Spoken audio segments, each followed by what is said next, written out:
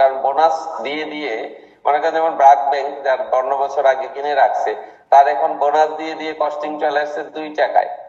তো ২ টাকার জায়গায় সে আর ওই দাম ওঠানামা দেখবে না, সে দেখবে ২ টাকা দেওয়া মানে যা ডিভিডেন্ড আসবে তা ৫ গুণ হবে। তাহলে এই বছর ব্র্যাক ব্যাংক দিচ্ছে কত, ২৫%, সে কিন্তু পাচ্ছে ১২৫%। এটা মজার জায়গা আসলে বুঝলে পরে। যদি বুঝে কিনি, মার্কেট পড়ছে আমি বিক্রি করবো না, তাহলে ওই শেয়ারটা পড়বে না। দেখেন আজকে স্কয়ার এত কিছু হচ্ছে, এত ক্রাইসিস হচ্ছে, স্কয়ারের শেয়ারের দাম পড়ছে না, কারণ স্কয়ারের শেয়ারটা যারা কিনে মোটামুটি তারা বুঝে এই শেয়ারটা স্বর্ণের খনি, এটা ধরে রাখলে অসুবিধা কিছু নাই। এই শেয়ার মার্কেটটা সারা বিশ্ব জুড়ে একটা আমাদের সুযোগ, যে একটা মালিকানা কেনার সুযোগ, ফুরন্ত সুযোগে বলা যায়। এবং এটা আমি বলি, যেটা আমার ভাষায়, যে এটা this is the modern form of zamindari. বাংলাদেশের শেয়ার মার্কেটে 80% দোষ আপনাদের নিজেদের বিনিয়োগকারীদের, 80% বিনিয়োগকারীদের, এটা বিনিয়োগকারীদের দোষ। এটা আমি একদম সত্যি কথা ডিরেক্টলি বলতেছি, আজকে আপনাদের মুখের উপর বলতেছি যে এটা আপনি টাকা হারবেন আপনার দোষে। ঠিক আছে? কেন? কারণ দেখেন আপনারা, বললাম তো আপনারা যে আমাদের কোর্স, যে আজকে যে 50 জন এখানে স্যারের কথা শুনতে জয়েন করছেন, আপনি যদি মার্কেটে যান, যারা হাওমাও করতেছে আমাদের বিনিয়োগ শেষ, এটা শেষ, ওইটা শেষ, তাদেরকে জিজ্ঞেস করেন, তারা জীবনে কিছু শিখেও নাই, শেয়ার মার্কেট নিয়ে একটা বইও পড়ে নাই। তাদেরকে যদি ২টা ৪টা জিনিস জিজ্ঞেস করেন, নেট অ্যাসেট ভ্যালু কিভাবে ক্যালকুলেট করতে হয়, মানে একটা নেট অ্যাসেট ভ্যালু কোম্পানি কিভাবে হিসাব করতে হয়, এই জিনিসটা পর্যন্ত তারা পারবে না। বিদ্যুৎ স্যার অনেক বছর যাবত মার্কেটে ছিলেন ১৯৯৬ থেকে। এবং একটা বিষয় হচ্ছে কি, একটা মজার বিষয় হচ্ছে, উনি আর আমি সেম কলেজের, নর্ডেম কলেজের, উনিও নর্ডেম কলেজে ছিলেন, আমিও নর্ডেম কলেজের। তো বিদ্যুৎ স্যারকে আনার একটা মাত্র কারণটা হচ্ছে, আপনারা আমাকে অনেক প্রশ্ন করেন, যেহেতু আমি বললাম যে আমি হচ্ছে নতুন বিনিয়োগকারী, আমি ৬-৭ বছর মার্কেটে, কিন্তু বিদ্যুৎ স্যার আজকে ২৪ বছর মার্কেটে। তো মার্কেটের যে উত্থান পতন গুলা দেখে আপনারা ভয় পাচ্ছেন, আপনারা এখনো আমাদেরকে অনেক মেসেজ দিচ্ছেন কিছুদিন আগে যে ভাই শেয়ার মার্কেট তো শেষ, শেয়ার মার্কেট শেষ, বাংলাদেশ শেষ, আমরা মনে হয় আত্মহত্যা করতে হবে আমাদেরকে, অনেকে এরকম মেসেজ দিচ্ছেন এবং গ্রুপেও বলতেছেন। তো বিদ্যুৎ ভাই আজকে ওনার অভিজ্ঞতাটা শেয়ার করবেন, যে আসলে কেমনে উত্থান পতন হয়। 25 বছর যে উনি বিনিয়োগ করছেন, কোম্পানিগুলোকে উনি ছোট কাল থেকে দেখতেছেন, কোম্পানিগুলো আজকে কোথায় আসছে এবং কোন কোন কোম্পানিগুলো ওনার মতে এই 20 বছরে ভালো করছে এবং ভালো করার ক্রাইটেরিয়া গুলা। তো বিদ্যুৎ স্যার প্রথমে হচ্ছে ওনার এক্সপিরিয়েন্সটা শেয়ার করবেন, উনি কিভাবে শেয়ার মার্কেটে আসছেন এবং উনি কি কি করছেন, এবং আপনাদের জন্য আসলে কিছু কথা বলবেন যে আপনারা কিভাবে বিনিয়োগ করতে পারেন। এবং বিশেষ করে একটা সবচেয়ে বড় বিষয় হচ্ছে যে মার্কেট যখন ডাউন ট্রেন্ডে যায় তখন আসলে কি করা উচিত। ঠিক আছে? আর আপনাদের যদি কোনো প্রশ্ন থাকে, পার্সোনাল কোনো প্রশ্ন এই বিনিয়োগ নিয়ে, তাহলে বিদ্যুৎ স্যারকে করতে পারেন। তো বিদ্যুৎ স্যার আপনি শুরু করতে পারেন, আপনার ফ্লোরটা আপনার জন্য। একটু আনমিউট করে দেন স্যার, প্রশ্নগুলো লাস্টে। ওকে, আর প্রশ্ন হচ্ছে আমরা লাস্টে প্রশ্নোত্তর সেশন করব, স্যারকে মাঝখানে কেউ কিছু প্রশ্ন করবেন না, আমরা লাস্টে হাত তুলে সবার প্রশ্ন দেব, সমস্যা নেই। ওকে স্যার আপনি শুরু করুন। ওকে, ভালো আছেন সবাই? আলহামদুলিল্লাহ স্যার। আলহামদুলিল্লাহ, আপনি ভালো আছেন স্যার? জি জি ভালো আছি। আচ্ছা, শেয়ারে আমি বলি যে আমার অভিজ্ঞতা 96 থেকে, এবং আমি এখন যেটা বলতে চাচ্ছি যে শেয়ারের বিকল্প সাধারণের জন্য, শেয়ারের বিকল্প কোনো অ্যাসেট হয় না। বাজার উত্থান পতন এটা থাকবে, এটা একদম বাজারের নিয়ম, এটা সারা ওয়ার্ল্ডেই হয়। হ্যাঁ, তবে আমাদের বাজার যেটা, এটা একদম ছোট একটা মার্কেট। মনে করেন 20-22 লাখ বিও অ্যাকাউন্ট আছে, বাট অ্যাকচুয়ালি লোক সংখ্যা হলো, এখানে অ্যাক্টিভ লোক সংখ্যা 2 থেকে 3 লাখ আমার ধারণা হবে, এরকম হবে। এই মার্কেটটাকে ম্যানিপুলেট করা খুব সহজ। আমরা যদি মোবাইলে কিছু মেসেজ ছেড়ে দেই গ্রুপে, তাইলেই দেখবেন ওই মার্কেটকে ম্যানিপুলেট করা যায়। আসলে এটা শেয়ার যেটা বাজার হিসেবে আমি যতদিন ছিলাম, ওয়ারেন বাফেট কে পাওয়ার আগ পর্যন্ত, আমি ওইরকম মনে করতাম এই বোধহয় শেষ হয়ে গেল, এই বোধহয় অনেক টাকা চলে আসবে, এই বোধহয় অনেক কিছু হয়ে যাবে। বাট এখন আমি যত বাজার পরে আমি খুশি হই, কারণ যত বাজার পরে আমাকে কেনার সুযোগ দিচ্ছে। আমরা কি এমনি শেয়ার নিয়ে মোটামুটি আইডিয়া আছে আমাদের সবার, শেয়ার জিনিসটা কি?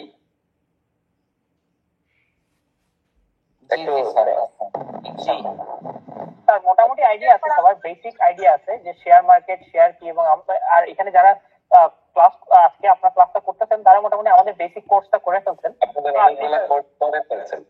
হ্যাঁ, তো ওনারা বুঝতে পারবেন। আমি একটা বেসিক একটু কথা বলি। মনে করেন আজকে আপনাদের একটা রেপুটেড কোম্পানি হলো স্কয়ার ফার্মা, ঠিক আছে? এই স্কয়ার ফার্মা কথার কথা আরেকটা নতুন কোম্পানি করতে চাচ্ছে, আরেকটা নতুন প্রজেক্ট করতে চাচ্ছে। এইটাতে লাগবে 500 কোটি টাকা, তাদের কাছে এখন ক্যাশ আছে 200 কোটি টাকা। তাইলে এই যে 300 কোটি টাকা এক্সট্রা দরকার, সেটা সে ব্যাংক থেকে নিতে পারে। ব্যাংক যদি দেখে প্রজেক্ট ভায়াবল আছে তাইলে দিয়ে দিবে। কিন্তু সমস্যাটা হলো আজকে রাত্রে থেকে ইন্টারেস্ট চার্জ হবে। কিন্তু একটা প্রজেক্ট কিন্তু রাতারাতি প্রফিট করতে পারে না।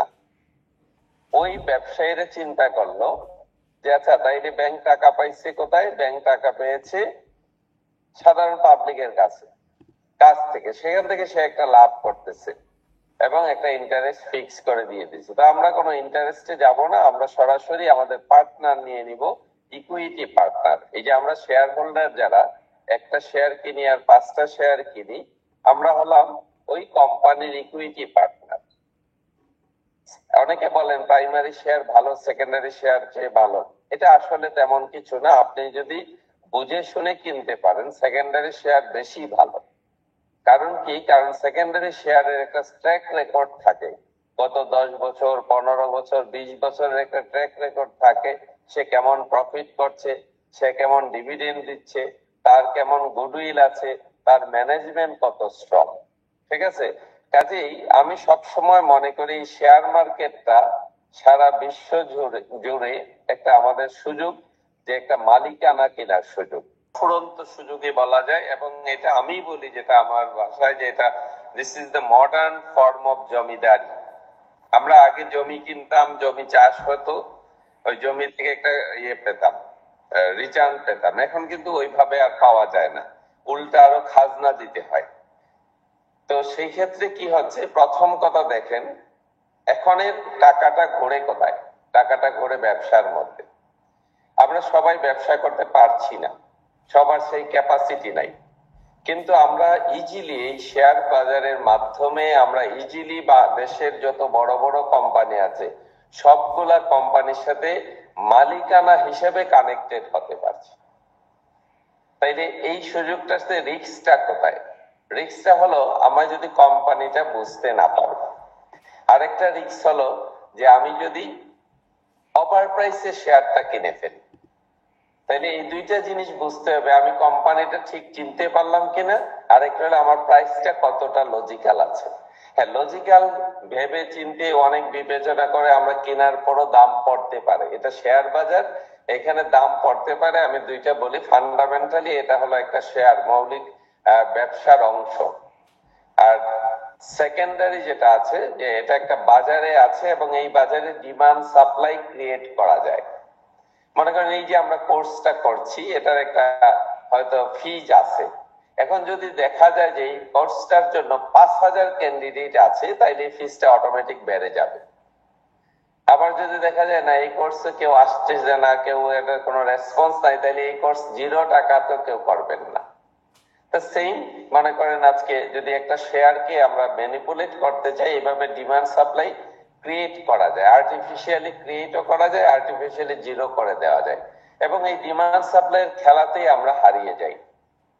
তা আমরা আসলে যদি ফান্ডামেন্টালি স্ট্রং শেয়ার কিনি, আমি 1 বিঘা জমি কিনলাম, আমি তো ভাই কারো কথা জমিটা বিক্রি করে দেই না। শেয়ার বাজার কিন্তু আসলে এই যে মিছিল করে, মিটিং করে, অমুকের পদত্যাগ চেয়ে যেটা চাই আমরা, হ্যাঁ, সরকারের দায়িত্ব হলো বাজারটাকে কন্ট্রোল করা। এটা ঠিক আছে, আমাদের এখানে একটু ব্যর্থতা আছে, ভিজিলেন্সের একটু ব্যর্থতা আছে। এটা যেহেতু বাংলাদেশ, আমরা 100% পারফেক্টলি পাবো না, এবং 100% পারফেক্ট আসলে পৃথিবীর কোনো মার্কেটই না। বাট ওইসব দেশের শেয়ার গুলা, পেইড আপ ক্যাপিটাল গুলা অনেক বড় বলে এটাকে তার অত সহজে ম্যানিপুলেট করা যায় না। আমাদের এক একটা যেমন আছে 5 কোটি টাকা পেইড আপ আছে, 10 কোটি 13 কোটি টাকা পেইড আপের শেয়ার আছে, এগুলো একদম ছোট মানে পেইড আপ। এই শেয়ার গুলার সংখ্যায় দেখা যায় খুব কম আছে, এটাকে ম্যানিপুলেট করা সম্ভব। তো এখন এই জন্য আমরা দেখতে হবে যে আমাদের যে প্রাইসটা আমরা সিলেক্ট করছি বা প্রাইসটা এখন বাজারে আছে, এটা ঠিক আছে কিনা। তো এটা হয়তো আপনারা আগের ক্লাসগুলোতে ইপিএস, এনএবি এইগুলা দেখেছেন, বাট এগুলার চেয়েও বেশি জরুরি দরকার কোম্পানির গুডউইল। গুডউইল যদি থাকে, কোম্পানির প্রোডাক্ট যদি বাজারে থাকে, কোম্পানির ম্যানেজমেন্ট যদি ভালো থাকে, তখন কোম্পানি ওইসব ইপিএস এনএবি তে ম্যানিপুলেশন কম করে বা করেই না, অথবা করে যেটা এটা নেগেটিভ, যেমন হয়তো তার ট্যাক্সকে ইভেট করার জন্য কিছু কম দেখাতে পারে। কাজী আজকে যেমন মনে করেন স্কয়ারের ইপিএস আছে 25 টাকা, 10 টাকায় ইপিএস হলো, আর্নিং পার শেয়ার হলো 25 টাকা। তার মানে 250% লাভের একটা কোম্পানিতে আমরা বিনিয়োগ করতে পারছি। এখন এই যে আমরা এখানে আছি যতজন, আমি দেখছি 42 members are there in the meeting বা ইন দ্য নেটওয়ার্ক। এই যে 42 মেম্বার্স যদি চিন্তা করি, ঠিক আছে, আমরা 20,000 কোটি টাকা তুললাম, একটা স্কয়ারকে ডিফিট দেব, স্কয়ারের চেয়ে ভালো একটা কোম্পানি করে ফেলবো। আসলে 15 বছর 10 বছর পরে বোঝা যাবে আমরা সেই জায়গাটা তৈরি করতে পারলাম কিনা। কিন্তু স্কয়ার আজকে যে জায়গায় আছে, শেয়ার বাজার থাকার কারণে আমরা ওই জায়গায় এন্ট্রি নিতে পারছি। কাজে এটাই হলো আমাদের শেয়ার বাজারের সবচেয়ে গুরুত্বপূর্ণ জায়গাটা, যে আমি একটা ভালো কোম্পানিতে এন্ট্রি নিতে পারছি একটা যে কোনো একটা পয়েন্ট অফ টাইমে। এখন আমি কত টাকা এন্ট্রি নিচ্ছি, এটা হলো মূল ফ্যাক্টর। এবং শেয়ার বাজারে যারা ডেইলি কেনা বেচায় আসেন, ডেইলি ব্যবসা করে বড় হয়ে যেতে চান, তারা চান কি ওই রানিং ট্রেনে উঠতে। রানিং ট্রেনের উঠার একটা বিপদ আছে। রানিং ট্রেনে মানে কি, যে দামটা অলরেডি বেড়ে গেছে, দ্বিগুণ হয়ে গেছে। আজকে 3 মাস আগে দেখেছি স্কয়ারের দাম আছে মনে করেন 200 টাকা, এখনো হয়ে গেছে 800 টাকা। এখানে আমরা রানিং ট্রেনে উঠি যে এটা শোনা যাচ্ছে 1600 টাকায় চলে যাবে। এখন দেখেন এই লজিক গুলা খাটালে এই রানিং ট্রেনে যদি এখন ধরা খাই আমার 600 টাকার শেয়ার যদি আবার 200 টাকায় নেমে যায়, আমার কিন্তু ক্যাপিটাল নাই। কাজে আমি কতটা রিস্ক দেব, এইটা বুঝে এখানে ব্যাপার আছে, বোঝার ব্যাপার আছে। বাট অত জটিল না, কিন্তু এটা একদম সহজ জিনিস। এরকম সহজ, যেমন সোজা বলা হয়েছে 10 ইপিএস পর্যন্ত, মানে 10 পি। পি মানে কি, যেমন মনে করেন স্কয়ারের দাম আছে এখন, আর্নিং আছে ইপিএস 25 টাকা, দাম আছে 200 টাকা। তার মানে আমি যদি 200 টাকারে 25 দিয়ে ভাগ করি, সেটা দাঁড়ায় কত, 8। আমার কথা কি বোঝা যাচ্ছে সবার? হ্যাঁ স্যার, বোঝা যাচ্ছে। জি স্যার, বুঝতেছি। জি, তাইলে আমি 8 পি তে কিনছি। নরমালি বলা হয়েছে 10 পি পর্যন্ত সেফ, ভালো যদি কোম্পানি হয়। প্রথম কথা গুডউইল যদি ভালো হয় 10 পি পর্যন্ত সেফ। আমি 8 পি তে পাচ্ছি, কিনে ফেললাম। 8 পি তে ধরে নিলাম এটা 20% ডিসকাউন্ট চলছে। এখন যদি দাম কমে, আমাদের কিন্তু লস করার কিছু নাই। দাম কমলো, ওকে ফাইন, ডিসকাউন্টটা বেড়ে গেল, মনে করেন এটা 200 টাকা থেকে নামে 150 টাকা হয়ে গেল। দ্যাট মিনস যে 40% ডিসকাউন্ট বা 30% ডিসকাউন্টে নেমে গেছে। ফাইন, আমি খুশি হব যে আমি আরো বেশি কিনতে পারবো। এটা যদি কম্পেয়ার করি যে আমি জমি কিনেছিলাম আগে 1 বিঘা 5 লাখ টাকা দিয়ে, এখন কোন কারণে দেখলাম ওই প্লটের পাশে আরেকটা বিক্রি হচ্ছে 3 লাখ টাকায়, তাহলে আমি যেমন খুশি হই, এখানে খুশি হওয়ার জায়গা আছে। তা আমরা দেখি কি মনে করি যে কিনেই যে লাভ হয়ে যাবে, এটা কিন্তু সেই রকম না। কেনার সাথে সাথে যদি লাভ হয়ে যেত, সবাই কিন্তু শেয়ার বাজারে চলে আসতো, ব্যাংক গুলা বন্ধ হয়ে যেত, শিক্ষা প্রতিষ্ঠান গুলা বন্ধ হয়ে যেত, অন্য কোনো মার্কেটই থাকতো না। কাজে এটা এরকম ইজি না। এটাকে বলা হয়েছে গেট রিচ স্লো স্কিম। আপনি যদি সহজভাবে ধৈর্য নিয়ে দীর্ঘমেয়াদে বিনিয়োগ করেন, শেয়ারের চেয়ে বিকল্প কোনো রাস্তা হয় না। একদম আমি বলি 10টা ভালো কোম্পানি, আমরা 15 বছরে পরিকল্পনা নিলাম, 15 বছরে আমি 3 লক্ষ শেয়ার কিনলাম বা 1 লাখ শেয়ারই কিনলাম। 1 লাখ শেয়ার 15 বছরের মাথায় বোনাস দিয়ে, রাইট দিয়ে, এগুলা দিয়ে দেখা যাবে হয়ে গেছে 5 লাখ শেয়ার। 5 লাখ শেয়ার হয়ে গেলে কিন্তু বছরে আপনার 10 লাখ টাকা ডিভিডেন্ড আসবে। 10 লাখ টাকা ডিভিডেন্ড আসা মানে মাসে প্রায় 1 লাখ টাকা আমার ইনকাম থাকবে। এটাকে আমরা বলি প্যাসিভ ইনকাম, যেখানে আমি ইনকাম না করেও, মানে কষ্ট না করেও, না পরিশ্রম করে আমার ইনকাম আসে ঘুম থেকে। এবং একটা সহজ হিসাব দিয়ে বলে দিই, আপনি 1 কোটি টাকার একটা বাড়ি বানালে বাড়ি ভাড়া আসে 25 থেকে 30 হাজার টাকা। 1 কোটি টাকার শেয়ারে বিনিয়োগ করলে, ভালো দেখে শুনে, 15 বছরের জন্য বাড়ি, যেমন আমরা 50 বছরের পরিকল্পনা করি, এখানে 15 বছরের জন্য ফেলে দেন। কিছুই না করেন যদি, 15 বছরে আপনি মোটামুটি 1 কোটি টাকায় 30 থেকে 40 লক্ষ টাকা ক্যাশ ডিভিডেন্ড পেয়ে যাবেন।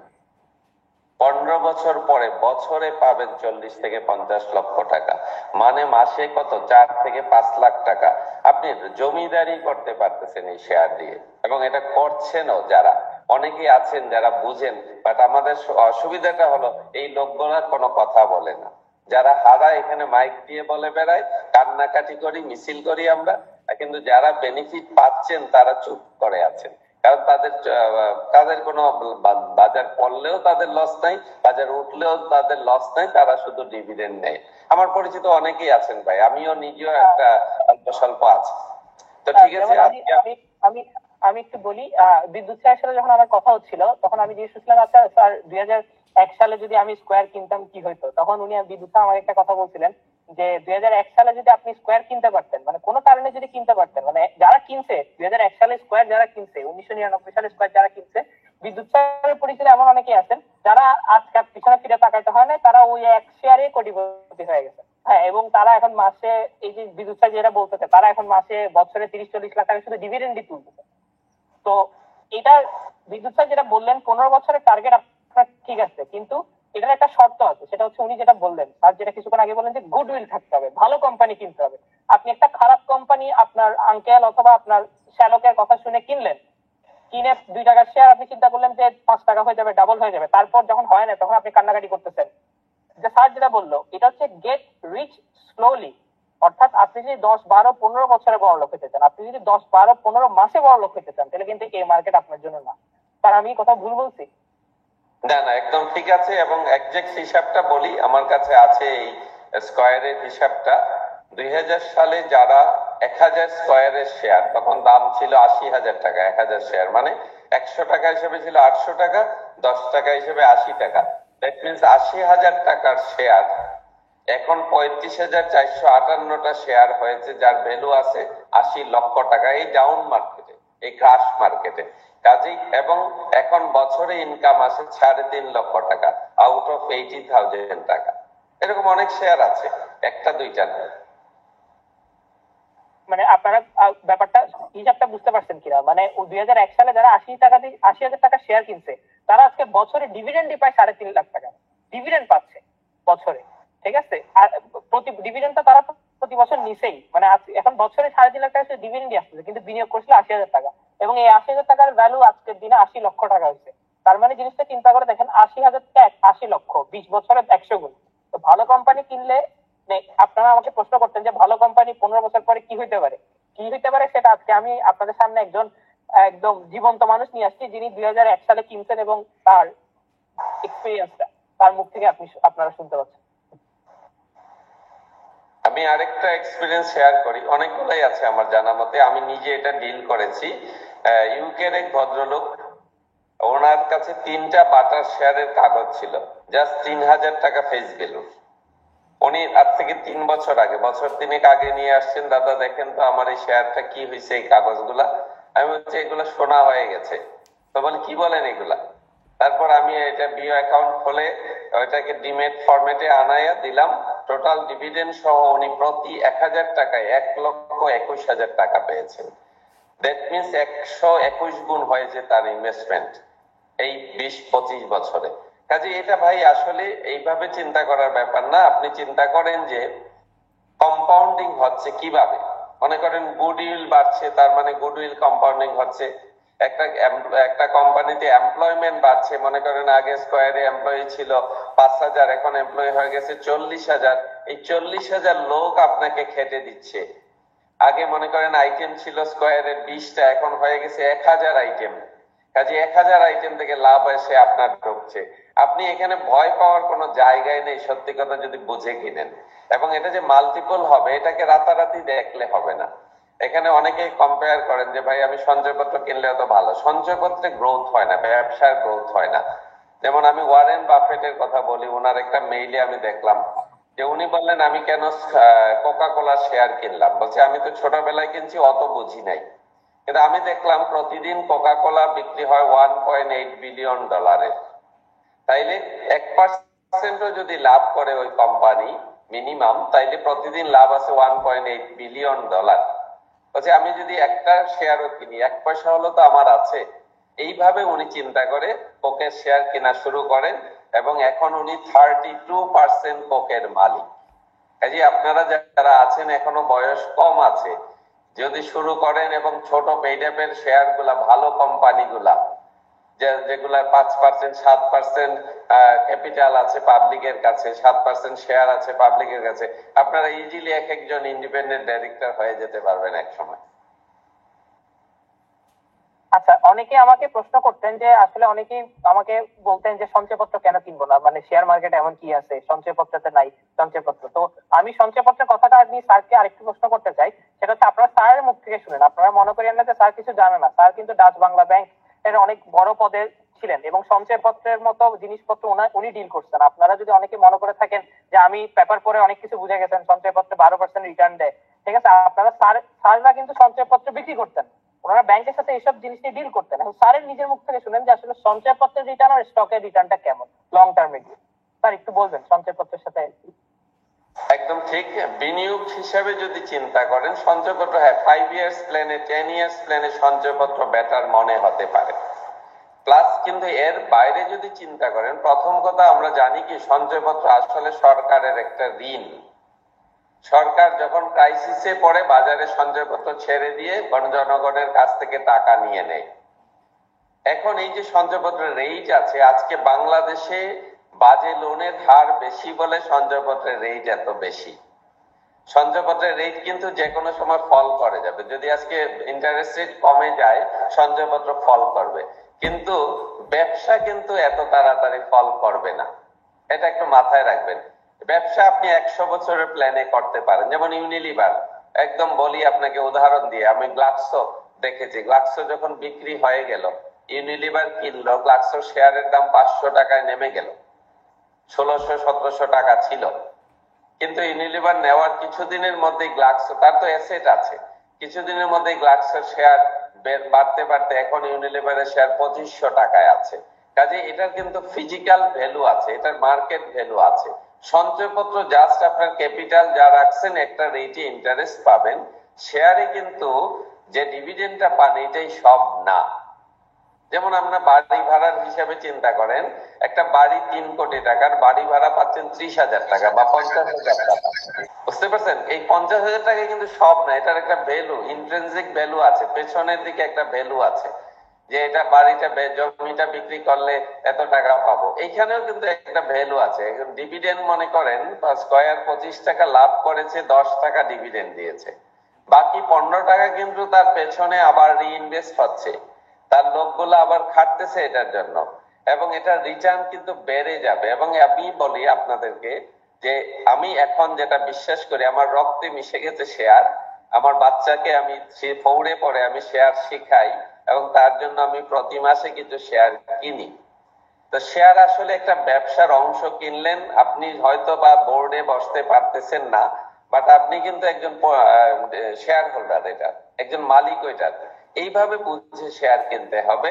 এবং এটার ভ্যালু, ওই যে 15 টাকা রিইনভেস্ট হচ্ছে, এটার ভ্যালু আপনি 10 বছর পরে অনেক বেশি পাবেন এটার রিটার্ন। কিন্তু সঞ্চয়পত্রে কিন্তু ওই 10 লাখ টাকা ক্যাপিটাল 10 লাখই থেকে যাবে। বুঝতে পারছেন? এই জিনিসটা আমরা আমরা স্যার যে প্রতিটা কথা বললেন যে শেয়ারকে নিজের মালিকানা হিসেবে দেখতে হবে, এটা কিন্তু আমাদের ফার্স্ট ক্লাস যারা করছেন পার্সোনাল ফাইন্যান্সের, আমাদের 12-13টা ক্লাস করছেন, হ্যাঁ আমরা কিন্তু প্রতিটা কথা বলছিলাম আপনাদেরকে। এবং স্যার বলতেছেন যে কোম্পানির গুডউইল মানে হচ্ছে ম্যানেজমেন্ট। স্যার বলতেছে ভালো ম্যানেজমেন্টের কোম্পানি কিনতে হবে, যারা ভালো মানুষ। হ্যাঁ, ম্যানেজমেন্টের কথাটা আমি বলছিলাম, আমি একটা উদাহরণ দিছিলাম আপনাদেরকে যে গাড়ি যতই ভালো হোক, ড্রাইভার যদি ভালো না হয় গাড়ি অ্যাক্সিডেন্ট করার চান্সেস অনেক বেশি। স্যার যে কথাটা বলতেছেন যে কোম্পানি ভালো হইতে পারে, ঠিক আছে, কিন্তু ম্যানেজমেন্ট যদি খারাপ হয়, ম্যানেজমেন্ট যদি ধরেন চোর স্বভাবের হয়, অথবা ম্যানেজমেন্ট যদি ধরেন একটু, এই যে স্যার যেটা বললো ম্যানিপুলেশনের দিকে হয়, তাহলে কিন্তু ওরা কোম্পানিটাকে ধ্বংস করে দিতে পারে। আমি কি স্যার ঠিক কথা বলছি? হ্যাঁ, আমি একটু অ্যাড করি এখানে, আপনি একদম ঠিক আছেন, বাট আমি আরেকটু অ্যাড করি। মনে করেন ম্যানেজমেন্ট যদি ব্যবসায় ভালো থাকে তাইলে তার ম্যানিপুলেশনের কোনো দরকার পড়ে না, কারণ সে এমনিতেই তো অনেক ব্যবসা করছে। তার 1 কোটি শেয়ার আছে, বাজারে হয়তো মাত্র 20 লাখ শেয়ার আছে পাবলিকের কাছে। কাজে তার তো 1 কোটি শেয়ারে যে লাভ আছে ওইটা দিয়ে খেয়ে কোলাতে পারে না। কাজে ভালো ম্যানেজমেন্ট আমাদের এখানে দেখতে হবে কি ইপিএস, এনএবি। এখন যদি ম্যানেজমেন্ট ভালো না হয়, এই ইপিএস, এনএবি সব ফলস চলে আসবে, ফেক এনএবি পাবেন, ফেক পাবেন। কিন্তু ম্যানেজমেন্ট ভালো হলে এইগুলা রিলাই করা যায়। কাজে এই জন্য সবচেয়ে আগে দেখতে হয় গুডউইল। গুডউইল যদি থাকে আপনি অনেকগুলা দিকে সেফটি। একটা হলো গুডউইল থাকলে ব্যবসা বাড়বে। 2 নম্বর হলো এই যে ইপিএস, এনএবি, পি রেশিও যা যা হিসাব নিকাশ আমরা শিখলাম এগুলা অলমোস্ট কারেক্ট হবে। আর যদি ইপিএস মানে ম্যানেজমেন্ট খারাপ হয় তাহলে দেখা যায় লাভ করলে লস দেখাতে পারে, লস করলে লাভ দেখাতে পারে, তার সাথে সে এটাকে ম্যানিপুলেট করতে পারে এবং আমরা ওই ম্যানিপুলেশনের ফাঁদে শিকার হতে পারি। এই জন্য আসলে এবং আরেকটা জিনিস দেখেন, আমি যদি বুঝে কিনি মার্কেট পড়ছে আমি বিক্রি করবো না, তাহলে ওই শেয়ারটা পড়বে না। দেখেন আজকে স্কয়ার এত কিছু হচ্ছে, এত ক্রাইসিস হচ্ছে, স্কয়ারের শেয়ারের দাম পড়ছে না, কারণ স্কয়ারের শেয়ারটা যারা কিনে মোটামুটি তারা বুঝে এই শেয়ারটা স্বর্ণের খনি, এটা ধরে রাখলে অসুবিধা কিছু নাই। ওই আত্মবিশ্বাসটা নিয়েই আমাদেরকে বিনিয়োগ করতে হবে। এখানে আমি একটা প্রশ্ন করতে চাই, অনেকে আমাদেরকে এই জিনিসটা বলতেছেন যে ব্রিটিশ আমেরিকান টোবাকো তো অনেক ভালো কোম্পানি, কিন্তু ব্রিটিশ আমেরিকান টোবাকোর রিসেন্টলি একটু ক্রাইসিস চলতেছে, ওদের উপর সরকারের একটু নজরদারিটা বাড়ছে, তো যে কারণে ওদের একটু প্রফিটও কম আসছে। কিন্তু ওরা কিন্তু বাংলাদেশে 118 বছর, আজকে বাংলাদেশের চেয়ে ওদের বয়স বেশি, বাংলাদেশের চেয়ে এই কোম্পানির বয়স বেশি। তো এই কোম্পানি হঠাৎ করে 500 টাকা থেকে মানে 250, 252, 53 চলে আসছে। এখন এইটা নিয়ে স্যার একটু যদি আপনি বলতেন যে এটা তো এখনো ভালো কোম্পানি। এটা আসলে 300, 400, 500 রেঞ্জে থাকারই শেয়ার। 400 রেঞ্জে থাকতো আগে জেনারেলি, ওই 2010 সাল বাদ দিলে। কিন্তু 800 টাকা কখন গেল? যখন সে 200% বোনাস ডিক্লেয়ার করলো। কাজে 200% এর ইফেক্টেই দামটা 800 টাকায় হয়েছিল। কাজে ওইখানে যারা 200% বোনাস খেয়েছে তাদের কিন্তু কস্টিং আবার কমে গেছে। কাজে এখানে আপনাকে দেখতে হবে 200% শেয়ার দেওয়ার কারণে 100 শেয়ার এখন 300 শেয়ার হয়ে গেছে। কাজে তার ইপিএস একটু কমবে। আরেকটা জিনিস তার হয়েছে এখন ইদানিং হয়তো ব্যবসা একটু টেম্পোরারিলি এই যে 5 টাকায় একটু কমে গেছে ইপিএস, এটা ব্যাপার না। ওই কোম্পানির আমরা দেখবো যে ওই কোম্পানির কি কোনো কম্পিটিটর আসছে যে তার বাজারটা খেয়ে ফেলছে, এরকম কিছু কিন্তু তেমন শোনা যায় না।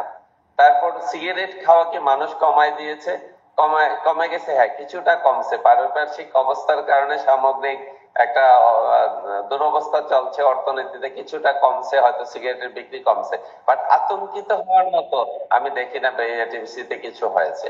মার্কেট খারাপের কারণে দাম পড়ছে, কারণ আমি বিক্রি করে দিচ্ছি, একটু দাম পড়তে দেখলে আমি বিক্রি করে দিচ্ছি, ফলে আমি কিন্তু দামটা ফেলাচ্ছি।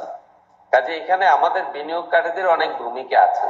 আমরা যখন না বুঝে কিনে ফেলি এবং তখন না বুঝে বিক্রি করে দেই, তখন যেমন আমি আপনাদেরকে বলি আমার অভিজ্ঞতা, আমার 2009 সালে 3,12,000 টাকার একটা পোর্টফোলিও 2013 সালে এসে 80,000 টাকা নেমে গেল।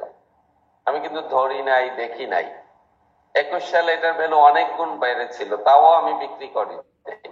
আমি গত এই প্রায় 12 বছরের কাহিনী, এই 12 বছরে আমি প্রায় 5 লক্ষ টাকার মতো ডিভিডেন্ড পেয়েছি। আর কি হবে 3 লাখ টাকায় বলেন? এবং এখন বছরে আমার যে শেয়ার আছে 80,000 থেকে 1,20,000 টাকা বছরে ডিভিডেন্ড পাই। কাজে বিনিয়োগের বিকল্প এখানে হয় না। আমি ব্যবসার সাথে অংশীদার হয়েছি এবং এটা ব্যবসা যদি যতদিন টিকে আছে আমার শেয়ার আছে, এইভাবে চিন্তা করলে আমি দেখি না এই শেয়ার বাজারে কোনো রিস্ক আছে। এবং এখানে আমাদের আজকের ফোরামে যারা ইয়ং আছেন, আমার হয়তো 53 চলে বয়স, আমার জন্য 50 বছরের পরিকল্পনা করা একটু টাফ হবে, কিন্তু যারা ইয়ং আছেন 50 ইয়ার্স এর প্ল্যানিং করেন, 50 ইয়ার্স আজকে থেকে যদি আপনি মাসে 50 ইয়ার্স বাদ দেন, 25 বছরের পরিকল্পনা করেন, আজকে থেকে মাসে 5,000 টাকা রাখেন, 25 বছরে যথেষ্ট ডিভিডেন্ড পাবেন, 25 বছরে পরে বছরে 1 লাখ থেকে 1.5 লাখ টাকা মাসে পাবেন। তার মানে আজকে আমি 5,000 টাকার মায়া ত্যাগ করছি, ভবিষ্যতে আমি 1 লাখ থেকে 1.5 লাখ টাকা পাওয়ার জন্য মাসে। এখানে আমি একটু বলি যে স্যার কিন্তু এখানে খুব দামি একটা কথা বলছেন, সেটা হচ্ছে আপনারা অনেকেই প্যানিক করেন। দেখছেন আপনি কিন্তু দেখেন স্যারের কিন্তু 3 লাখ 3.5 লাখ টাকার পোর্টফোলিও কিন্তু 80,000 টাকা হতে নেমে আসছে 2009 সালে। মানে আপনারা যারা 10,000 টাকা নাম দিয়েও বলেন যে ভাই শেয়ার বাজার জুয়া, এটা হাবি যাবি, দেখেন স্যার কিন্তু টাচ করে না। স্যার জানতো যে ওনার এই পোর্টফোলিওর ভ্যালু বাড়বে, আর আজকে দেখেন উনি বছরে 5-6 লাখ টাকা যদি ডিভিডেন্ড পাচ্ছেন এই পোর্টফোলিও থেকে। তো যাদের একটু মন দুর্বল, যে আপনাদের একটু মন দুর্বল, আপনাদের 1 টাকা কমে গেল আপনারা ঘুমাইতে পারেন না রাতে, তাহলে আমি বলবো আগে মনটা সবল করেন, শক্ত করেন, তারপর শেয়ার বাজারে আসেন। স্যার আমি কি ভুল বলছি? না, একদম, এটা তো বাফেট বলেছেন, যদি তোমার পোর্টফোলিও 50% পড়তে দেখলেও তোমার আত্মা না কাঁপে তাইলে তুমি শেয়ার বাজারে আসো। আবার বলছি, যদি তোমার পোর্টফোলিও 50% পড়তে দেখলেও তোমার আত্মা না কাঁপে বা তুমি প্যানিক না হও তাইলে তুমি শেয়ার বাজারে আসো। এবং ওয়ারেন বাফেট ভালো কোম্পানিগুলোর জন্য। এখন আপনি যদি মনে করেন খারাপ কোম্পানি কিনে যদি, হ্যাঁ স্যার কিন্তু যেটা বলতেছেন 50% ভালো কোম্পানি পড়লে, এটা ভালো কোম্পানি পড়লে আবার উঠে যাবে। কিন্তু আপনি যদি এখন স্যারের কথা মিসআন্ডারস্ট্যান্ড করে যদি মনে করেন যে স্যার বলতে 50% নামলেও সমস্যা নাই, আমি অমুক শেয়ার তমুক শেয়ার সব কিনে ফেলি, তারপর নেমে যদি আর না উঠে, তখন এটা আপনার সবকিছুর মূলের বিষয় হচ্ছে ভালো কোম্পানি কিনতে হবে। এটা কিন্তু ওয়ারেন বাফেট, সরি আমি বলি, ওয়ারেন বাফেট কিন্তু প্রচন্ড পণ্ডিত মানুষ। ওনার ফাইন্যান্সের কোনো বই নাই যেটা উনি পড়েন নাই। এই অ্যানালাইসিস করার পরও, এত অ্যানালাইসিস করার পরও ওনার পোর্টফোলিও একবার 50% পড়ে গেছিল এবং উনি বলছিলেন আমি বিন্দু মাত্র না হয়ে, প্যানিক না হয়ে আমি আমার পোর্টফোলিও আরো অনেক বেশি কিনেছিলাম ওই সময়টাতে ভালো শেয়ারে। সবসময় আমি বাজারে গেলে পচা মাছ খাই না, কিনি না। কাপড়টা কিনলো 10টা জিনিস যাচাই করি, রংটা কেমন, আমার সাথে ম্যাচ হবে কিনা, দাম কি বেশি নিল কিনা। তাইলে আমি একটা মালিকানা কেন এত সহজে অমুক ভাইয়ের কথায়, আরে ভাই নিজের আপন ভাই তো টাকার প্রশ্নে বিশ্বাসঘাতকতা করে। তাইলে আপনি ওই একজনকে চিনেন, ঢাকা থেকে ফোন দিলে আপনি বড়লোক হয়ে যাব, আমি বড়লোক হয়ে যাব, এটা দেখেন, এটা আমাদের বোকামি আসলে। আমি একটু কথা বলতে চাই, বাংলাদেশের শেয়ার মার্কেটে 80% দোষ আপনাদের নিজেদের বিনিয়োগকারীদের। 80% বিনিয়োগকারীদের, এটা বিনিয়োগকারীদের দোষ। এটা আমি একদম সত্যি কথা ডিরেক্টলি বলতেছি, আজকে আপনাদের মুখের উপর বলতেছি যে এটা আপনি টাকা হারবেন আপনার দোষে। ঠিক আছে? কেন? কারণ দেখেন, আপনারা বললাম তো, আপনারা যে আমাদের কোর্স, যে আজকে যে 50 জন এখানে স্যারের কথা শুনতে জয়েন করছেন, আপনি যদি মার্কেটে যান, যারা হাওমাও করতেছে আমাদের বিনিয়োগ শেষ, এটা শেষ, ওইটা শেষ, তাদেরকে জিজ্ঞেস করেন, তারা জীবনে কিছু শিখেও নাই, শেয়ার মার্কেট নিয়ে একটা বইও পড়ে নাই। তাদেরকে যদি 2-4টা জিনিস জিজ্ঞেস করেন, নেট অ্যাসেট ভ্যালু কিভাবে ক্যালকুলেট করতে হয়, মানে একটা নেট অ্যাসেট ভ্যালু কোম্পানি কিভাবে হিসাব করতে হয়, এই জিনিসটা পর্যন্ত তারা পারবে না। এবং তারা তাদের কথাই শেয়ার মার্কেট চলতেছে। আপনি যদি মনে করেন তাদের কথায় বিশ্বাস করে যদি আপনি মনে করেন, তাহলে ভাই শেয়ার মার্কেট আসলে আপনাদের জন্য না। শেয়ার মার্কেটে শিখতে হবে, শিখতে হবে, শিখা অনেক বড় জিনিস। যেমন স্যার আমাকে এখনো বলেন, সেদিন বলতেছিলেন যে আমি এখনো বই পড়ি। স্যারের বয়স 53 বছর, 25 বছর উনি শেয়ার মার্কেটে আছেন। ঠিক আছে? উনি এখনো বই পড়েন এবং উনি এখনো শিখেন। তো শিখতে হবে, শেখার কোনো বিকল্প নাই, এটা একটা বিষয়। আর দ্বিতীয় বিষয় হচ্ছে ভালো কোম্পানি কিনতে হবে, সবসময় ভালো কোম্পানি কিনতে হবে। ওকে? যেমন আমি স্যারকে বলতেছিলাম সেদিন যে আমার পোর্টফোলিওতে একটা শেয়ার আছে যেটার ভ্যালু ছিল 1,80,000 টাকা, ওটার ভ্যালু এখন 90,000 টাকা চলে আসছে। আমি কোনো প্যানিক করিনি। আমি মনে করতেছিলাম যে আমার 90,000 টাকা চলে গেছে, আমি মনে করতেছি এটা 90,000 আসছে, এটা 5 বছর পরে আবার 90,000 থেকে দেখবেন 5 লাখ টাকায় চলে গেছে। ওটা কোনো টেনশনের কিছু নাই। বরঞ্চ ওইটা থেকে যে ডিভিডেন্ড গুলো পাচ্ছি, আমি ওই ডিভিডেন্ড গুলো দিয়ে আরো শেয়ার কিনতেছি আমি কম দাম। না, আপনারা হয়তো জানেন আইনস্টাইনও শেয়ার বাজারে ঢুকেছিলেন এবং ঢোকার পরে উনি লস করে বের হয়ে গেছিলেন। এটা আমরা জানি, অনেকে এটা উদাহরণ দেই। বাট উনি এক জায়গায় বলছেন যে এই শেয়ারটা আরো কয়েক বছর পরে আমার রেট থেকে অনেক বেশি বেড়েছিল এবং উনি ওইখান থেকে বলেছেন যে compounding is the 8th wonder of the world, মানে এই যে চক্রবৃদ্ধি হারে বাড়া, এটা 8ম আশ্চর্য। আসলে শেয়ার বাজারে যে ম্যাজিকটা সেটা হলো এই যে কম্পাউন্ডিং হচ্ছে, আমার টাকা আবার জমতেছে, আমি ডিভিডেন্ড পাচ্ছি, আবার যে জায়গাটা দেওয়া হচ্ছে না ওইটা কম্পাউন্ডিং হচ্ছে। 2 বছর 3 বছর 4 বছর 5 বছর যত চক্রবৃদ্ধি হবে তত বেশি ভ্যালু বাড়ে। স্যার আমি একটু বলতে চাই যে আমাদের মানে যারা এখন নতুন বিনিয়োগকারী, তাদের জন্য যদি আপনি কিছু পরামর্শ দিতেন আপনার অভিজ্ঞতা থেকে, তাহলে পরামর্শগুলো আসলে কি দিতেন আপনি, মানে যারা নতুন শুরু করতেছেন অথবা প্রথম আসছেন শেয়ার বাজারে? করতে যান, আমি বলি ভাই এটা একদম সহজ। ওয়ারেন বাফেট আমার গুরু, তো ওনার কথাই আসে বারবার। উনি বলেছেন যে শেয়ার বাজারে বিনিয়োগ করার জন্য অত পণ্ডিত হওয়ার দরকার নাই, জাস্ট একটা স্কুল পাস ছেলে বিনিয়োগ করতে পারে। প্রথম কথা হলো যে তুমি যে ব্যাংকের লেনদেন করো, যে ব্যাংকের উপর আস্থা আছে সেই ব্যাংকের শেয়ার কিনো, যে সিমেন্ট দিয়ে বাড়ি বানাবা সেই সিমেন্টের শেয়ার কিনো, শুধু পি রেশিওটা দেখো যে ওভার প্রাইস আছে কিনা। আপনি যে কোম্পানির ঔষধ খান সেই কোম্পানির শেয়ার কিনেন, মনে করেন স্কয়ারের ঔষধ খান, তাহলে আপনি 100টা স্কয়ারের শেয়ার রেখে দেন ফেলে, এক পাতা সেকলো খাইলে 1 পয়সা আপনার আছে। এইভাবে 10টা কোম্পানি 5টা সেক্টরের অথবা 3টা সেক্টরের 10টা কোম্পানি প্রথমে চোখ বুজে একটু নাম লিখেন যে এই 10টা কোম্পানি আমি কিনতে চাই। এখান থেকে যারা একটু লং টার্মে আছেন তাদের একটু পরামর্শ নিয়ে এটারে জাস্টিফাই করেন, এখানে কোনো লুপ হোল আছে কিনা বা কোনো ড্রব্যাক আছে কিনা, তারপরে এই লিস্টটা ফাইনাল করেন, প্রতি মাসে কিনে যান। আর কোনো ব্যাপার না, এটার যে বিকল্প হয় না। যেমন আপনি একটা পোর্টফোলিওতে 350 কোম্পানি কিনতে পারেন, আপনি একটা করে শেয়ার কেনা যায়, তাহলে প্রতিদিনও কিনতে পারেন, 1 মাসও কিনতে পারেন, যতটুকু কিনবেন এতটুকুর উপর আজীবন পাবেন। কাজে এর চেয়ে ভালো কোনো বিনিয়োগ মাধ্যম আছে বলে আমার জানা নেই। জমি আছে, বাট জমিতে যেটা হয় কি, জমির দাম বাড়ে, জমিতে কোনো রিস্ক নাই, কিন্তু জমি কিনতে তো অনেক টাকা লাগে। তারপর একটা জমির কাগজ দেখতে 5-6 মাস চলে যায়, তারপর এখানে ওয়ারিশানের ঝামেলা থাকে, নামজারির ঝামেলা থাকে।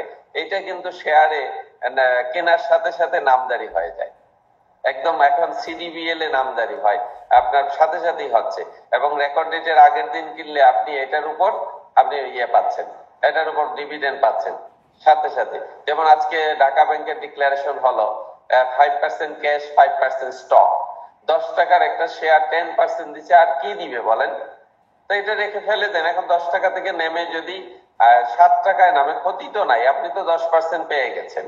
এরপরে যখন আবার 10% দিবে আপনি পাবেন, আর দাম যদি 3-4 টাকা বেড়ে যায় তখন বিক্রি করে দেন, অসুবিধা কি আছে?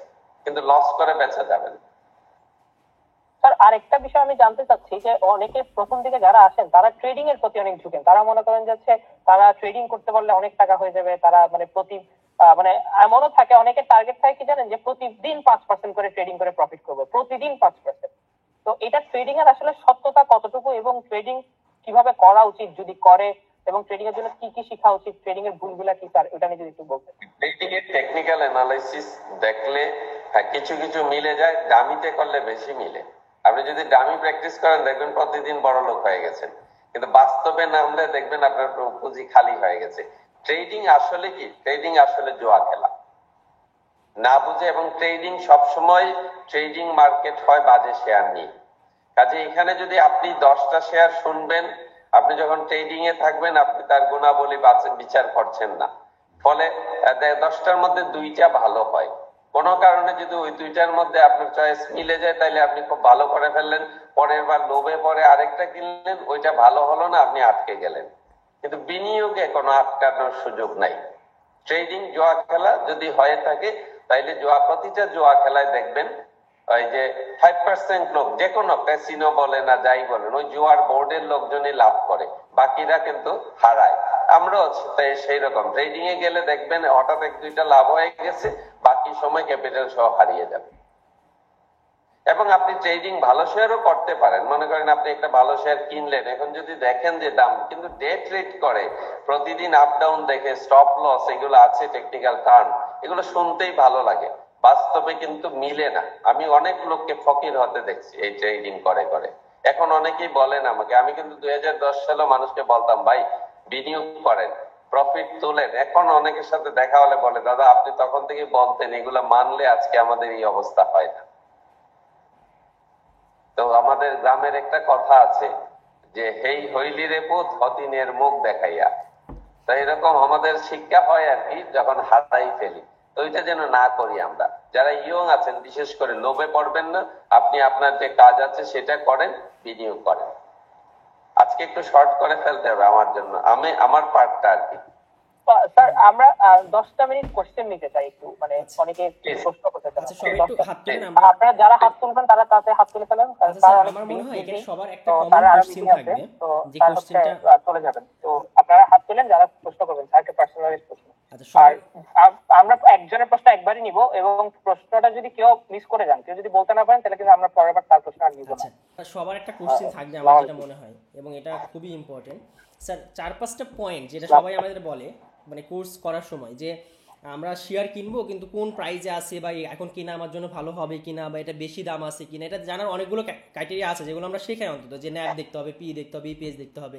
তো এটা যদি শর্ট করে আমাদের একটু বলা যায় তাহলে সবার জন্য একটু ভালো হতো, যেটা মিনিমাম সে রিস্ক ফ্রি হতে পারবে, যে এতটুকু জানলে, যেমন ক্যাটাগরি বিষয়টা। হ্যাঁ, এত কিছু নাই, কিন্তু প্রথম দেখতে হবে গুডউইল। হ্যাঁ, ম্যানেজমেন্ট গুডউইল আছে কিনা, এটা না থাকলে অন্য সব থাকলেও, মনে করেন আপনি আপনার এমপ্লয়মেন্টে ওই যে ওয়ারেন বাফেটেরই আরেকটা কথা যে সততাও দরকার, স্কিলও দরকার। কিন্তু আমি যদি দেখি কোন এমপ্লয়ির স্কিল অনেক ভালো কিন্তু সততা নাই, তাইলে আমি তাকে নিয়োগ দেই না, কারণ সে ওই স্কিল দিয়ে আপনাকে 10 গুণ বেশি ঠকাবে।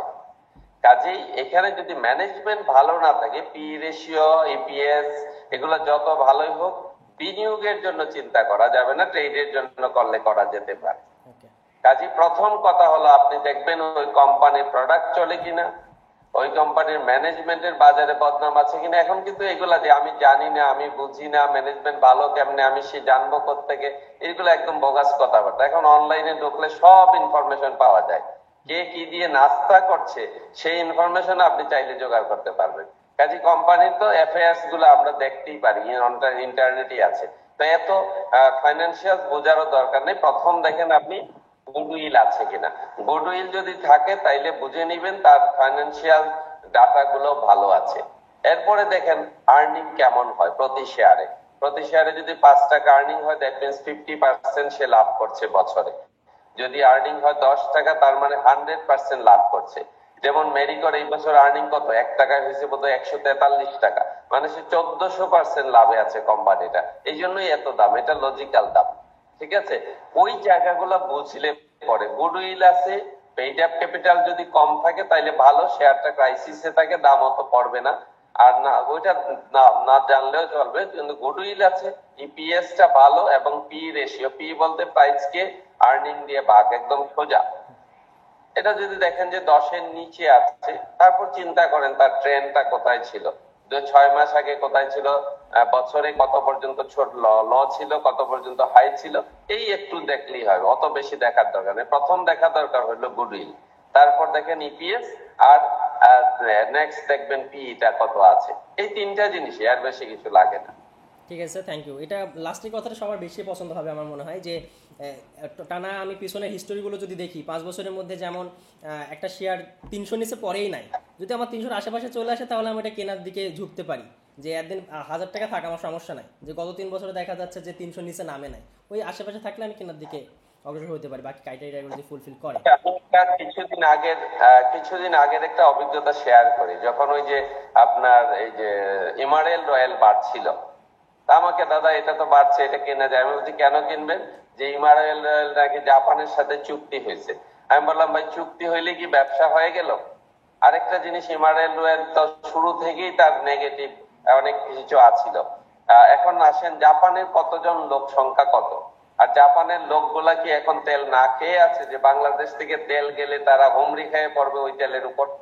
আর জাপানের মানুষ তো তেল এমনি কম খায়। তো এইগুলা কি নিউজ গুলো আমাদেরকে ফাঁদে ফেলার জন্য আসে, এগুলা থেকে একটু সাবধান থাকতে হবে। Thank you sir. জিয়া ভাই, আপনি কোশ্চেনগুলো একটু কভার করেন। আচ্ছা, আমরা প্রশ্নটা নিই। প্রথম ভাবে সজল ভাই।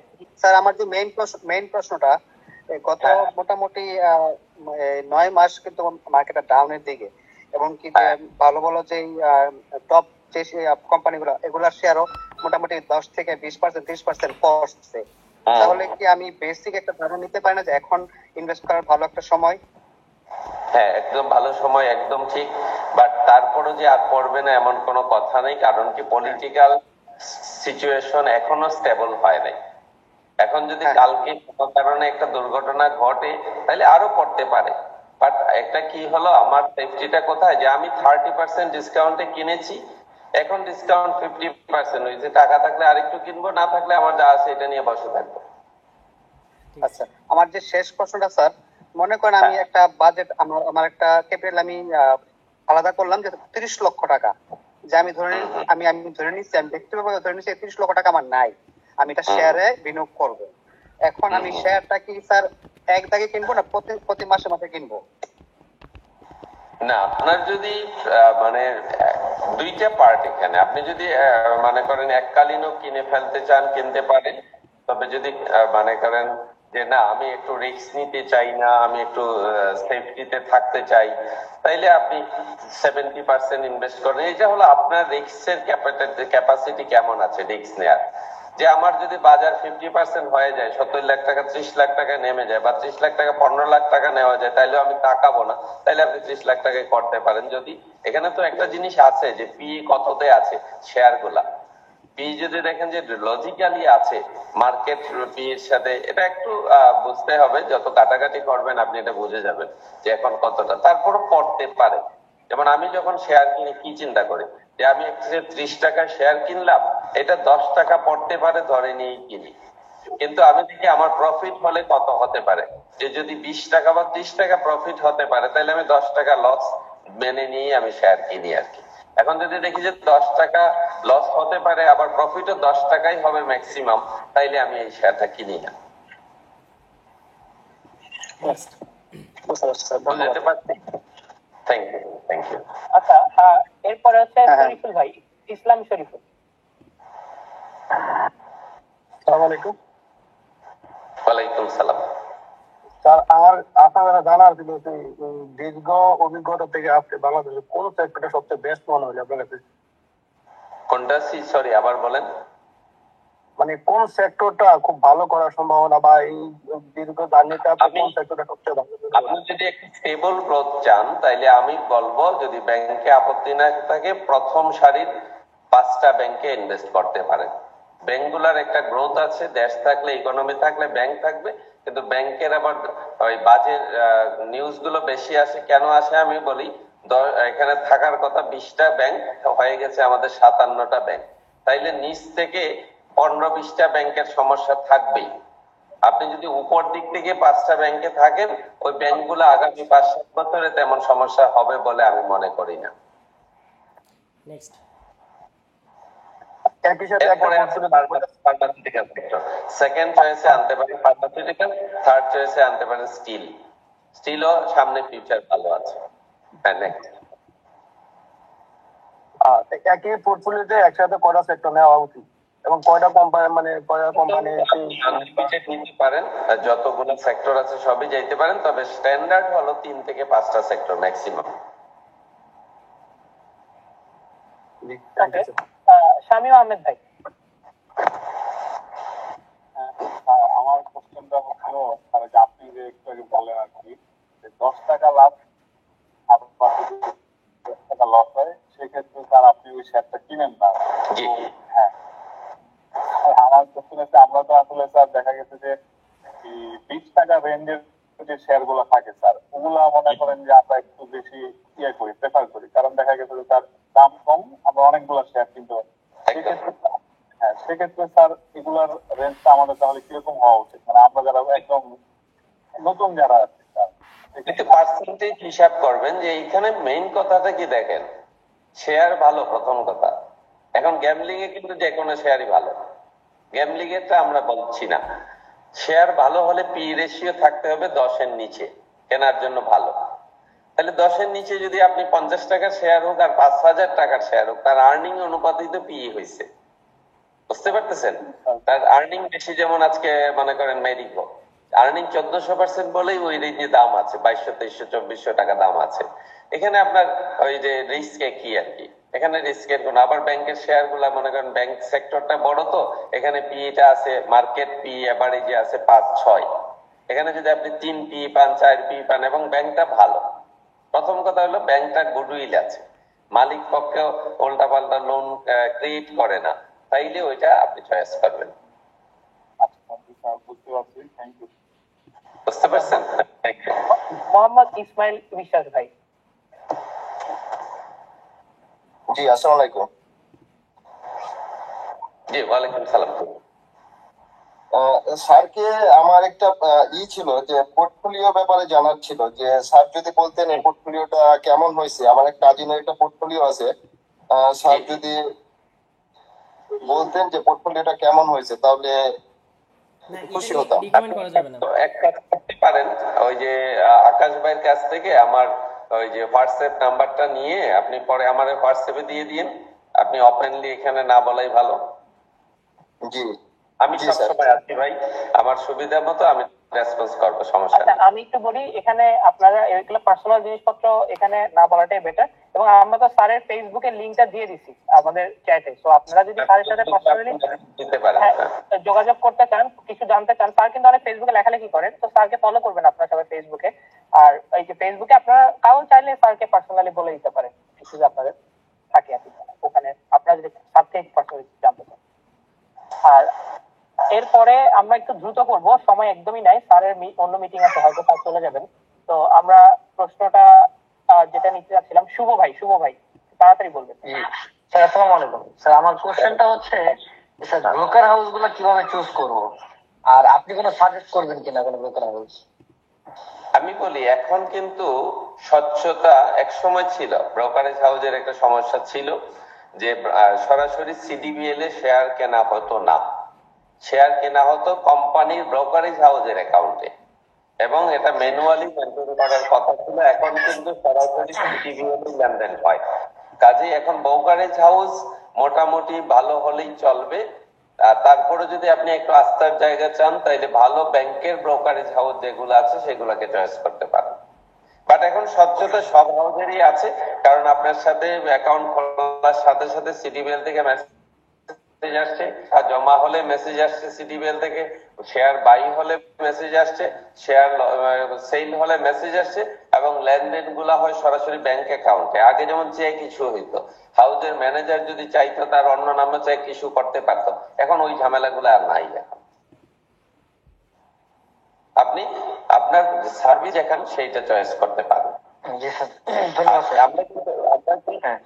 সরি, একটু বলে ফেলি, আমরা যে দুর্ঘটনাগুলো শুনতেছি এগুলো সবগুলোই আগের কেস, বেশিরভাগই আগের কেস।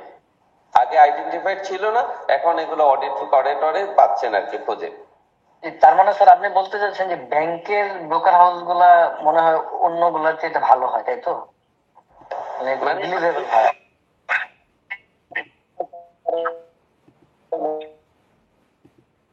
ডাউট থাকবে আপনি কথাটা। আমি এখন আপনাকে বলি, আসলে শেয়ার থাকে সিডিবিএল এ, হাউজের কাছে কিছু থাকে না এখন। এবং আপনি যদি মনে করেন বন্ধ হয়ে যায় আর আপনার সিডিবিএল এর, আর সিডিবিএল তো আপনি চেক করতে পারেনি, তো সিডিবিএল এ দেখলেন আপনার শেয়ার আছে, আপনাকে সিডিবিএল এ গেলে বলবে যে আপনি আপনার পছন্দের হাউজে একটা অ্যাকাউন্ট খোলেন, শেয়ার গুলো লিঙ্ক করে আপনি আপনার পছন্দের হাউজে নিয়ে যেতে পারবেন। এখন আর ওই রিস্ক নাই। ও, তার মানে স্যার সিডিবিএল সবকিছু মনিটরিং করছে, তাই তো? শেয়ার সিডিবিএল এর কাছে, এবং কোম্পানিও জানে না কার কাছে শেয়ার আছে সিডিবিএল ছাড়া। যখন রেকর্ড ডেট ডিক্লেয়ার করা হয় তখন সিডিবিএল থেকে তারা ডাটা নেয় যে কোন কোন বিওতে শেয়ার ছিল স্কয়ারের অথবা। তার মানে স্যার ধরেন আমি বাইরের কোন একটা ব্রোকার হাউসে অ্যাকাউন্ট করলাম, ধরেন শান্তা ব্রোকার হাউস সাপোজ, ওরা যদি বন্ধ করে দেয়, ব্রোকার হাউসটা বন্ধ হয়ে যায়, তাহলে আমি সিডিবিএল থেকে আমার শেয়ার গুলো বুঝে নিতে পারবো, তাই তো? হ্যাঁ, বুঝে নিতে পারবেন। ধন্যবাদ স্যার। এটা কোনো এখন আর রিস্ক নাই। যেমন অনেক হাউস বিক্রি হলে আপনি আপনার শেয়ার পেয়ে যাবেন, সমস্যা নেই, আপনার শেয়ার দিতে পারবেন। ইমরান খান মসজিদ ভাই, আপনার প্রশ্নটা করেন। আমার কোশ্চেনটা হচ্ছে, স্যার আপনি বলছিলেন যে ব্যাটের শেয়ারটা 400 টাকা হওয়া উচিত, এটার ক্রাইটেরিয়াটা কি? মানে কোন আলোকে বললেন যে 400 টাকা, কিভাবে বুঝবেন? মার্কেট ঘুরলে আমি বলি নরমাল যদি 10 ধরেন, আপনি 10 পি ধরেন, তাইলে যেটা দাঁড়ায় এটা হলো নরমাল প্রাইস। এখন মার্কেট ঘুরলে কিন্তু 40 পি পর্যন্ত উঠে একটা শেয়ার। কাজে হওয়া উচিত বলতে আমি ওইভাবে বলছি, যেমন স্কয়ারের ইপিএস, যেমন মনে করেন বিএটিপিসি এই বছর কত করছে, 5 টাকা বা 6 টাকা, 4 কোয়ার্টারে কত হবে? 24 অথবা 23 টাকা, 22 একটু বাড়বে। এই কোয়ার্টারটা খারাপ আসছে, সারা বছর যে খারাপ যাবে না, মনে করেন 30 আসছে, কিন্তু তার যদি শেয়ার কম থাকে, যেমন শেয়ার কম থাকলে এটা একটু বেশি পিতে অ্যাভেলেবল থাকে, তখন দেখবেন 10-15 পি হয়ে যায় অ্যাভারেজ। ওইভাবে একটু যাচাই, আপনি ট্রেন্ড দেখলেই বোঝা যায় আর কি যে এটা কততে গেলে logical price. Okay, thank you, welcome. MD Mamun ভাই। আসসালামু আলাইকুম স্যার, আমার প্রশ্ন ছিল অনেক কমন প্রশ্ন, আমরা আরো কয়েকবার আমাদের ক্লাসে করছি, কিন্তু বিষয়টা হচ্ছে যে লং টাইম ইনভেস্ট। সেই ক্ষেত্রে আমি আজকে দেখা গেছে সাপোজ ব্র্যাক ব্যাংকের 100 শেয়ার কিনলাম, ধরেন 55 টাকা সাপোজ, কিন্তু শেয়ারটা দেখা গেছে যে সাপোজ 6 মাস পরে চলে গেল আপনার 60 টাকায়। তখন আমি কি করবো? তখন লং টাইমের জন্য ইনভেস্ট করছি, সেই ক্ষেত্রে কি আমি ওয়েট করবো না আমি সেল করে বের হয়ে যাবো, অথবা ডিভিডেন্ডের জন্য ওয়েট করবো না কি করবো? এখন আমি বলি এই জন্য দুইটা কাজ আছে। একটা হলো আপনি যদি ইনভেস্টমেন্ট চান লং টার্ম, একটা আলাদা পোর্টফোলিও রেখে দেন, এটাতে কোনো হাতই দিবেন না। আরেকটা শেয়ারের কেনা বেচা করতে পারেন দাম বাড়লে। এখন দেখেন এই 60 টাকাটা কত পিতে আছে। 60 টাকা যদি মনে হয় 15 পিতে উঠে গেছে, তাহলে 15 পি বেশি দিন স্টেবল নাও থাকতে পারে। তখন আপনি একবার সেল দিয়ে বসে থাকতে পারেন, আবার কমলে কিনতে পারেন। যেমন এটা আমি আমার একটা পোর্টফোলিওতে করি, যদি দেখি যে একটা শেয়ার 20 টাকা কিনছিলাম এখন 30 টাকা হয়ে গেছে, তখন আমি সেল দিয়ে বসে থাকি। তো পরে যখন এটা দেখি যে এটা হলো মার্কেট ট্রেন্ড, দেখেন যদি মার্কেট এখন হাইতে আছে, বুলিশ মার্কেট আছে, এবং মনে হচ্ছে যে এখান থেকে পড়তে পারে, তাইলে আপনি বেচতে পারেন একবার। আর না বেচলেও লস নাই কিছু, কারণ বোনাস দিয়ে দিয়ে মনে করেন যেমন ব্র্যাক ব্যাংক যার 15 বছর আগে কিনে রাখছে, তার এখন বোনাস দিয়ে দিয়ে কস্টিং চলে আসছে 2 টাকায়। তো 2 টাকার জায়গায় শেয়ার ওই দাম ওঠানামা দেখবে না, সে দেখবে 2 টাকা দেওয়া মানে যা ডিভিডেন্ড আসবে তা 5 গুণ হবে। তাহলে এই বছর বাগবেন দিছে কত 25%, সে কিন্তু পাচ্ছে 125%। এটা মজার জায়গা আসলে বুঝলে পরে। জি স্যার, অসংখ্য ধন্যবাদ, বুঝতে পারছি আমার। সাদাত হোসেন ভাই, সাদাত হোসেন। আমি যেটা জানতে চাচ্ছিলাম, আমি এই কোর্সটার মাধ্যমে শেয়ার বাজারে সম্পূর্ণ মোটামুটি ধারণা পেয়েছি। আর আমি একটু দেখা গেছে যেটা না হলেই না, মানে ন্যূনতম একটা মানে অ্যামাউন্ট নিয়ে আমি শেয়ার বাজারে প্র্যাকটিক্যালি যাচ্ছে যাচ্ছি, এবং মাঝে মাঝে আপনার সাথে একটু যোগাযোগ করতে চাই। আপনি তো বলছেন যে আপনি যোগাযোগ করবেন, তো ওইটা আমি কালেক্ট করবো। আমার ব্যাপারে একটু লাভ কিভাবে করলে প্র্যাকটিক্যালি একটা ভালো তবে আমি অ্যাডভান্সলি আর একটু অন্যভাবে চেষ্টা করি। সরি আমি বুঝি নাই আপনার কথাটা। মানে আমি বলতে চাচ্ছি আমি শেয়ার বাজারের ব্যাপারে এই কোর্সের মাধ্যমে ধারণা পাইছি। তো আমি একেবারে ন্যূনতম আমি শেয়ার বাজারে আপাতত প্র্যাকটিক্যালি যেতে যাচ্ছি। আর আপনার সাথে যেহেতু যোগ করা যাবে, সেক্ষেত্রে দেখা গেছে আপনার সাথে আমি মাঝে মাঝে যোগাযোগ করতে চাই। হ্যাঁ করেন, সমস্যা নেই। আমার ফেসবুকে দিয়ে মেসেজ দিয়ে দিয়েন, আমি আমার নাম্বার দিয়ে দেবেন আপনাকে। আমার জন্য একটু সাজেশন দিবেন যে আমি ন্যূনতম কিভাবে আসলে প্র্যাকটিক্যালি আমার যতটুকু জানা আছে, আমার যতটুকু বুদ্ধি আছে, আমি অনেস্টলি আপনাকে সাজেশন দেব, কোনো সমস্যা নেই। আচ্ছা ঠিক আছে জাহিদুল ভাই, আমার ফেসবুকে ফলো দিয়ে আপনি মেসেজ দিয়ে দিয়েন, আমি আমার নাম্বার দিয়ে দেবো, সমস্যা নেই। আচ্ছা ঠিক আছে, ওকে। আচ্ছা, লাস্ট প্রশ্ন হচ্ছে মোহাম্মদ জাহিদুল ভাইয়ের, এটাই আমাদের লাস্ট প্রশ্ন এবং আমরা এখানে র‍্যাপ আপ করে দেব আজকের সেশন। আমি জানতে চাইছিলাম আর কি যে বেডপিসি যেটা শেয়ারটা আছে, এটা তো এতদিন অনেক দেখছি কমছে। আমার টার্গেট আসলো 40 কি 45 এরকম হইলে নিব। এখন হঠাৎ করে একদিনে 15 টাকা, এটা কি ফেক ব্রেকআউট নাকি?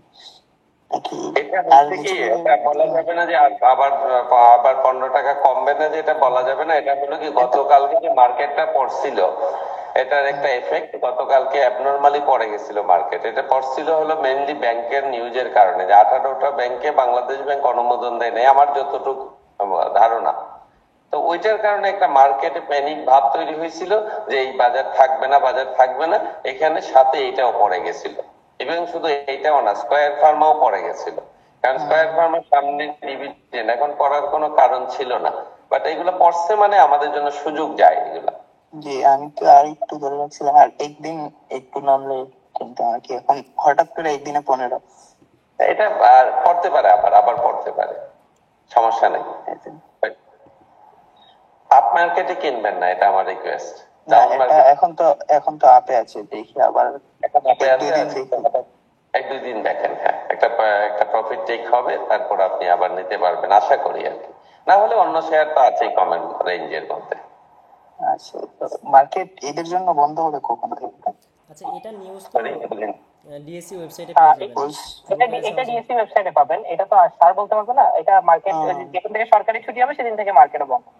মার্কেট ব্যাংক যেদিন থেকে বন্ধ হবে এদিন থেকে। এগুলা তো এইসব নিউজ আপনারা একটু যারা মার্কেট ঘাটাঘাটি করবেন এবং আপনারা নিউজ পেপার পড়তে পারবেন। ওকে, আচ্ছা ঠিক আছে, তাহলে আজকে আমরা এখানেই শেষ করি। তাহলে সবাই স্যারকে আমরা বিদায় জানাই দিই, এবং স্যার আসতে স্যারকে ধন্যবাদ জানাইলাম আমি, কারণ অনেকেই আমাকে বলতেছিলেন স্যার অভিজ্ঞতাটা শেয়ার করছেন। এখন আমি আশা করি আপনারা বুঝতে পারছেন যে আসলে শেয়ার মার্কেট জিনিসটাতে যে মানুষ যে এসে পাগলামি করে, এই পাগলামিটার লজিকটা আজকে স্যার ব্যাখ্যা করছেন যে আসলে কাহিনীটা কি। এবং আমি একটু এখানে বলি যে আমার চুল কালো, ঠিক আছে, স্যার মাইন্ড করেন না, স্যারের চুল সাদা, উইচ মিনস হচ্ছে স্যারের অভিজ্ঞতা আছে, ঠিক আছে, স্যার কিন্তু অভিজ্ঞতা থেকে বলছে, আপনারা মনে করেন না যে স্যার এগুলো আপনাদেরকে বানোয়ার স্টোরি বলছে। হ্যাঁ, আমি হয়তো পড়াচ্ছি বলে আমি যা শিখছি আমি আপনাকে তা শিখাচ্ছি, কিন্তু স্যার বলছে অভিজ্ঞতার কথা, ঠিক আছে। তো আপনারা এটা খেয়াল রাখবেন স্যার যেটা বলছে। এবং বাজারে কি হচ্ছে এগুলো শুনে আসলে লাভ নেই, মানুষ পাগলামি করবে, মানুষের কাজ পাগলামি করা, মানুষ পাগলামি করবেই। স্যার যেটা বললেন যে দীর্ঘমেয়াদে মাথা ঠান্ডা করে ভালো শেয়ার কিনবেন, তার চেয়ে বড় কথা হচ্ছে মাথা ঠান্ডা রাখতে হবে। হ্যাঁ, আপনার যদি মনে হয় যে আপনি মাথা গরম করে ফেলেন, আপনার মানে 10 টাকা শেয়ার 2 টাকা কমে গেলে আপনার রাতে ঘুম হয় না, আপনি আগে রাতে ঘুমান ঠিক মতো, মাথা ঠান্ডা করেন, তারপর শেয়ার কিনতে আসেন। আর মার্কেটে পাগলের তো দরকার আছে, নাহলে আপনি আবার শেয়ার কোথায় পাবেন? আচ্ছা, আপনাদের ভালো লাগছে তো সবার নাকি? লাস্ট কথা যেটা হলো, আমরা বিনিয়োগকারী ঠিক হলে শেয়ার বাজারের সাধ্য নাই মার্কেটকে খারাপ করা। আমরা ঠিক হলে মার্কেট খারাপ হয়। হ্যাঁ, এটা আসলে সবাই বলতেছে তমুক পদত্যাগ করতে হবে, অমুক পদত্যাগ করতে হবে। এখানে পদত্যাগের কিছু নাই, কারণ ওদের হাতে কিছু নাই। আপনি পাগলামি করতে বলছি বলে, আর আমাকে আপনাকে পাগলামি করে নাচাচ্ছে বলে আজকে এই অবস্থা। কিছু মানুষ আছে দুষ্ট চক্র, তারা আমাদেরকে নাচাচ্ছে, ঠিক আছে। এগুলো আসলে বিনিয়োগকারীদের দোষ, 80% দোষ বিনিয়োগকারীদের। যাই হোক, আজকে আমরা এখানেই শেষ করি। স্যার, থ্যাংক ইউ, আপনার মূল্য ভ্যালুয়েবল টাইম। সবাই ভালো থাকবেন। Good night. ওকে, আসসালামু আলাইকুম। Good night. ওয়ালাইকুম আসসালাম।